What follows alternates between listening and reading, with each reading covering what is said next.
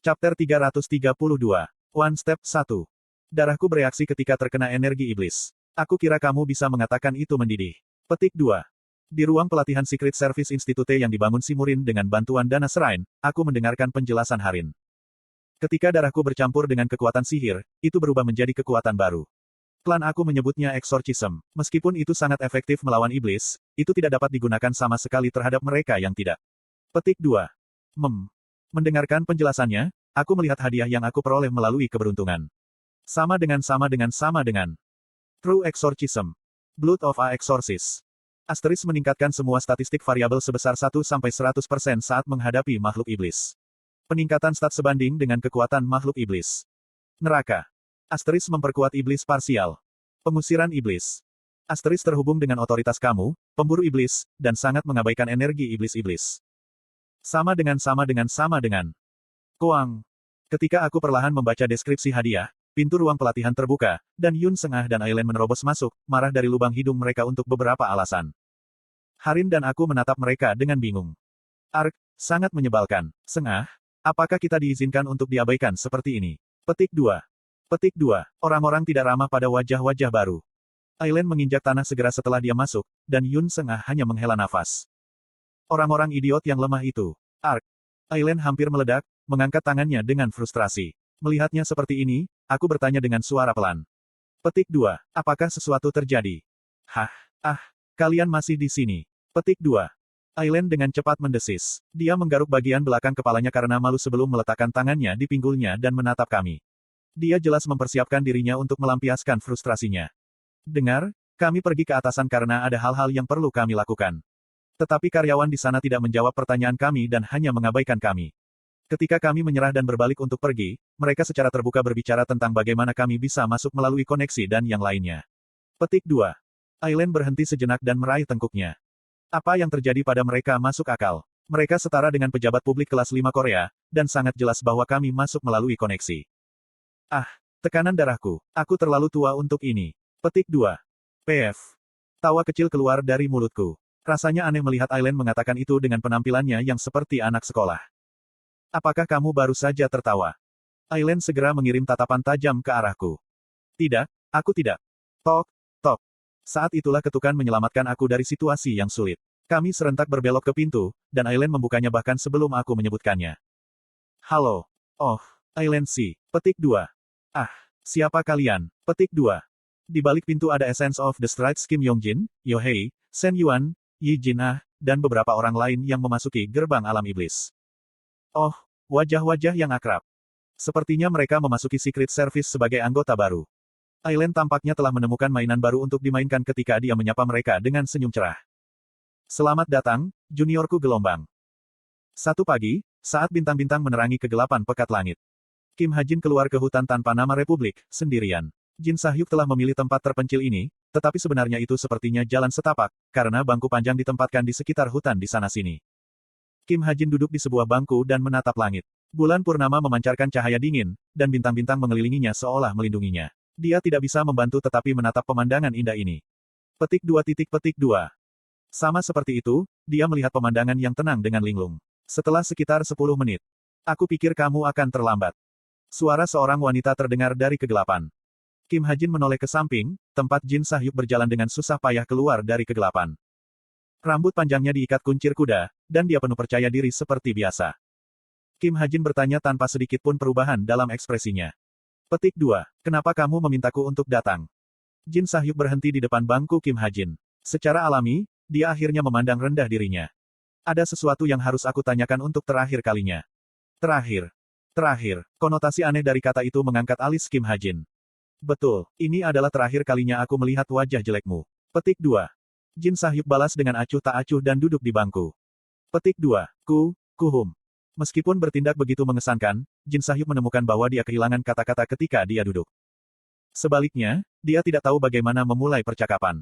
Ketika dia seorang raja, dia selalu berterus terang dengan kata-katanya. Itulah satu-satunya cara dia tahu untuk berbicara. Itu belum berubah bahkan sekarang. Ini tentang Kinspring. Petik 2. PF.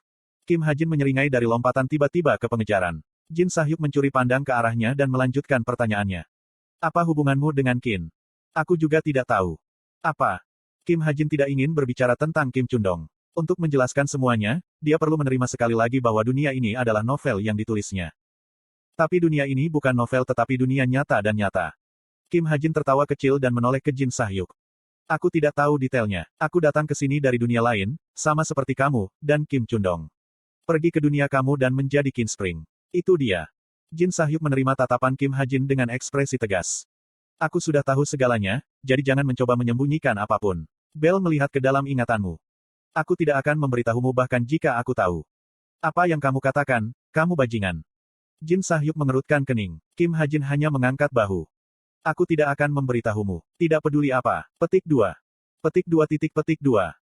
Jin Sahyuk tercengang, tetapi sepertinya Kim Hajin tidak akan menumpahkan apapun, terutama tentang Kin Spring dan sinkronisasi. Lagi pula, idiot apa yang akan mengungkapkan kelemahannya secara terbuka? Aku melihat. Tanpa pilihan lain, Jin Sahyuk menghela nafas. Dia kemudian bangkit dari bangku dan menatap Kim Hajin. Aku memanggilmu kemari bukan untuk apa-apa. Petik 2. Itu dia. Ya, kamu sial. Kecewa, Jin Sahyuk hendak pergi, ketika dia tiba-tiba menjadi marah dan berbalik. Oi, kita tidak akan bertemu lagi setelah ini, jadi ingin melawanku untuk yang terakhir kalinya. Pertarungan. Jin Sahyuk meminta pertengkaran, dan Kim Hajin bangkit tanpa ragu-ragu. Jin Sahyuk segera tersentak, meskipun sedikit. Dia tidak berharap Kim Hajin jatuh karena provokasi yang jelas. Apakah dia memiliki banyak stres yang terpendam? Apa? Kamu down. B baik, ayo aku. Petik 2. Tidak seperti Jin Sahyuk, yang mengacungkan lengan dan kakinya dengan penuh semangat, Kim Hajin hanya mengangkat tangannya dan tak. Dengan lembut meletakkannya di bahu Jin Sahyuk. Kenapa kita harus? Kami berteman sekarang, bukan? Petik 2. Jin Sahyuk bisa merasakan kehangatan dan ketulusan dari senyum di wajah Kim Hajin. Petik 2 tanda tanya petik 2. Pada saat itu, pikiran Jin Sahyuk menjadi kosong, dan dia mengedipkan matanya dengan bingung. Penglihatannya tampak kabur seolah-olah palu telah mengenai kepalanya. Aku akan pergi kalau begitu. Sampai jumpa lagi. Petik 2. Tetapi Kim Hajin tidak memberinya banyak waktu untuk pulih, berjalan melewatinya seperti angin sepoi-sepoi. Petik 2. Jin Sahyuk berdiri membeku. Dia hanya menunggu sampai langkah kaki Kim Hajin semakin jauh. Kata, teman, mengejutkannya. Jin Sahyuk belum pernah mendengar kata ini sampai sekarang. Dia bahkan tidak pernah mempertimbangkan kemungkinan bahwa dia punya teman. Lagi pula, seorang raja tidak punya teman. Pada saat itu, kekuatan sihir terkondensasi di bangku yang diduduki Kim Hajin. Kekuatan sihir berputar bersama dan membentuk bentuk manusia. Jin Sahyuk tahu siapa orang itu tanpa harus menunggu. Petik 2. Kamu jadi menyukainya. Suara sosok itu membangunkan pikiran Jin Sahyuk. Tutup mulutmu, kamu sialan. Apa? Bukankah kamu bilang kamu akan membawanya ke Akatrina? Biarkan saja dia pergi. Aku bilang bagaimana cara mengganti Kim Hajin dengan Kin Spring. Petik 2. Petik 2. Kata-kata Bel membuat Jin Sahyuk terdiam. Seperti yang dia katakan, Jin Sahyuk berencana untuk membawa Kim Hajin ke Akatrina, bahkan jika dia harus menculiknya dengan paksa. Begitulah, sampai dia mendengar kata, teman. Jin Sahyuk menggaruk kepalanya dan melontarkan alasan. Dia membuatku mengingat masa lalu. Dari sekian banyak kenangan yang ia miliki dengan Kim Hajin, ia teringat catatan tercatat, di mana ia melihat dirinya yang lebih muda, Prihi, berinteraksi dengan Kim Hajin. Dalam rekaman masa lalu, Prihi dan Kim Hajin dekat. Prihi belajar banyak hal dari Kim Hajin, mengandalkannya, dan bahkan menyatakan bahwa dia suatu hari akan menjadi seperti dia. Tidak ada masalah memanggil Prihi dan Kim Hajin, teman. Petik 1. Jika aku juga bertemu seseorang seperti Kim Hajin ketika aku masih muda. Jin Sahyuk merenung. Yah, aku juga tidak peduli. Aku hanya tidak ingin kamu kesepian, dan kamu akan kesepian tanpaku, Bel menambahkan dengan main-main. Jin Sahyuk memelototinya dan membalas, aku tidak membutuhkanmu. Tutup mulutmu. Mendengar ini, Bel memberikan senyum cerah dan berubah menjadi gumpalan kekuatan sihir. Aku akan pergi duluan. Jangan terlambat gelombang. Aku tidak akan kembali hari ini, retard. Bel terbang dengan angin. Ditinggal sendirian, Jin Sahyuk menjatuhkan diri di bangku dan menatap langit malam. Langit yang sama yang dilihat Kim Hajin memasuki pandangannya. 1 bulan purnama bersinar dalam kegelapan pekat, tetapi tidak terlihat sepi berkat semua bintang di sekitarnya. Jin Sahyuk bergumam perlahan saat dia menatap langit ini. Aku dulu sendirian. Kata-kata yang dia gumamkan pada dirinya sendiri menghilang ke udara dingin tanpa mencapai Bel atau Kim Hajin. Konferensi Perdamaian Transnasional D1. 1 hari sebelum konferensi perdamaian transnasional, pukul 11.40 malam. Semua orang dari Dinas Rahasia berjalan ke Leores Plaza. Warga dari seluruh dunia berkumpul untuk menyaksikan upacara pembukaan yang akan segera berlangsung. Kami mulai mensurvei area tersebut untuk setiap potensi ancaman. Aku tidak melihat ada yang mencurigakan tetapi tetap waspada. Aku melihat ke bawah ke alun-alun dari menara pengawas dan berkomunikasi dengan anggota Secret Service lainnya. Oke. Baik, gelombang beritahu kami jika terjadi sesuatu. Anggota Secret Service menjawab dari seluruh plaza. Mereka menunggu dengan indera mereka yang tinggi untuk mendeteksi gelombang energi iblis apapun. Itu dulu. Ketuk, ketuk suara langkah kaki terdengar dari tangga ke menara pengawal. Aku meletakkan bola kristal di tangan aku ke bawah dan berbalik. Petik 2. Suara yang akrab terdengar. Tamu yang tak terduga adalah Yoyonha. Kamu di sini. Yoyonha melihat sekeliling menara pengawal dengan tangan bersedekap. Aku bisa tahu bahwa sampah berdebu di sudut cukup mengganggunya. Apa yang kamu lakukan di sini, Nona CEO? Apakah kamu tidak sibuk menjalankan bisnis kamu? Petik 2. Ketika aku bertanya, Yoyonha mengerutkan alisnya dan berjalan mendekati aku. Ini akan menjadi hari konferensi perdamaian transnasional dalam waktu kurang dari 20 menit. Aku yakin kamu sudah mengetahui hal ini, tetapi konferensi perdamaian transnasional adalah acara 2 minggu. 10 hari pertama tidak berbeda dengan festival, dan konferensi sesungguhnya adalah 4 hari terakhir. Sayangnya, kami tidak tahu kapan Baal akan turun. Petik 2. Dia akan mencoba turun pada hari terakhir, jika memungkinkan. Aku menjawab dengan pasti. Dari apa yang dikatakan Jin Sahyuk kepadaku, Baal akan menunggu sampai akhir acara untuk bergerak. Aku melihat. Aku percaya kamu. Yoyonha mengangguk tanpa bertanya. Jumlah kepercayaan yang dia miliki pada aku sulit untuk diterima. Aku tersenyum padanya, berusaha tampil keren, dan menanyakan pertanyaan aku sendiri. Apakah kamu menyelesaikan persiapanmu? Iya, aku memberi masing-masing anggota Secret Service senjata eksorsisme. Kami harus menunggu untuk mengetahui seberapa efektif mereka akan. Oh benar, ini milikmu. Petik 2. Yoyonha mengangkat kotak kayu panjang di tangan kanannya. Apa itu? Busur. Kami tidak bisa membelinya bahkan dengan perbendaharaan Republik, jadi kami mencurinya. Petik 2. Petik 2. Kamu mencurinya. Untuk sesaat, aku meragukan telingaku. Buka. Petik 2. Aku memiringkan kepalaku dan membuka kasing. Kik, di dalam kasing melengking ada busur kayu yang tampak sangat biasa di luar. Bagaimana itu? Aku tidak bisa menjawab pertanyaan Yoyonha. Petik 2. Hoa. Seruan Sok meninggalkan mulutku.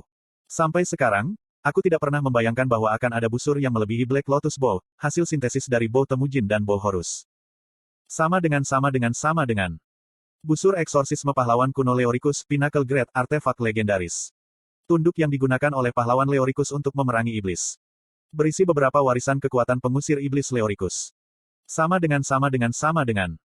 Tapi sekarang, aku memiliki busur kelas puncak, legendaris. Leoricus ini harus memiliki tingkat ketenaran yang sama dengan yang dimiliki Yi Sun Sin di Korea. Luar biasa. Mendengarku bergumam linglung, Yoyonha tersenyum tipis. Tapi kamu harus kembali dengan selamat dan mengembalikannya, oke. Ada replika palsu di museum sekarang. Petik 2. Petik 2. Aku tidak tahu apakah aku bisa mengembalikan ini. Jika aku memadukan busur ini dengan busur teratai hitam, aku tidak dapat membayangkan apa hasilnya nanti. Petik 1. Ye tentu, aku akan mengembalikannya dengan aman. Tapi aku tetap menganggukkan kepalaku. Itu dulu. Konferensi perdamaian transnasional dimulai sekarang. Midnight tampaknya telah menyerang, ketika kembang api berbunyi dengan pengumuman yang keras. Baik Yoyonha dan aku menoleh ke kembang api. Tapi aku tidak bisa fokus pada pemandangan, karena aku terpaksa menatap serangkaian pesan yang muncul di depan aku. Episode terakhir, Fajar, dimulai. Kamu sekarang hanya satu langkah dari akhir. Ingat, kamu memiliki hak untuk bertanya kepada aku atau meminta sesuatu dari aku. Melihat pesan-pesan itu, aku memejamkan mata. Aku fokus pada suara ledakan kembang api dan sorak-sorai orang. Tiba-tiba, hatiku menjadi dingin, dan sebuah pikiran muncul di pikiranku. Petik 2. Tidak peduli bagaimana episode ini berakhir. Aku mengirim pesan kepada penulis bersama. Mari kita segera menuju setelah semuanya berakhir. Tapi Yoyonha mengira aku sedang berbicara dengannya dan memiringkan kepalanya dengan rasa ingin tahu. Bokong kepala kita. Petik 2. Tidak apa. Aku tertawa, dan Yoyonha cemberut seperti anak kecil. Kemudian, yang mengejutkan aku, rekan penulis itu mengirim pesan balik. Dipahami. Apakah Baal mati atau kamu mati? Setelah episode ini selesai, aku akan mengundangmu. Lalu, aku berharap yang terbaik untukmu. Aku sekarang punya alasan lain mengapa aku harus menang.